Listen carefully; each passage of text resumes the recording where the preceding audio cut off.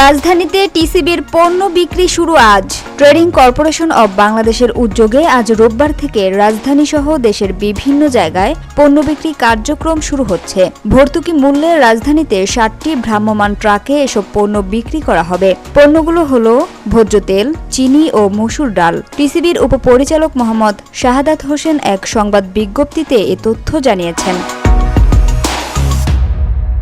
ঢাকা মহানগরীতে আজ থেকে 13 সেপ্টেম্বর পর্যন্ত 30 দিন টিসিবি পণ্য বিক্রি করবে। এছাড়া চট্টগ্রাম মহানগরীতে 25টি, গাজীপুর মহানগরীতে 6টি, কুমিল্লা মহানগরীতে 3টি এবং ঢাকা জেলায় 8টি, কুমিল্লা জেলায় 12টি, ফরিদপুর জেলায় 4টি, পটুয়াখালী জেলায় 5টি ও বাগেরহাট জেলায় 5টি ভ্রাম্যমাণ ট্রাকের মাধ্যমে আজ থেকে 31 আগস্ট পর্যন্ত 19 দিন টিসিবির পণ্য বিক্রি করা হবে। দৈনিক ট্রাক প্রতি 500 জন সাধারণ মানুষের কাছে সাশ্রয়ী মূল্যে এসব পণ্য বিক্রি করা হবে।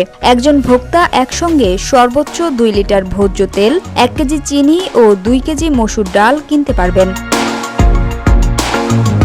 ভোজ্য তেল 2 লিটার 230 টাকা, চিনি 1 কেজি 80 টাকা এবং মসুর ডাল 2 কেজি 140 টাকায় বিক্রি করা হবে।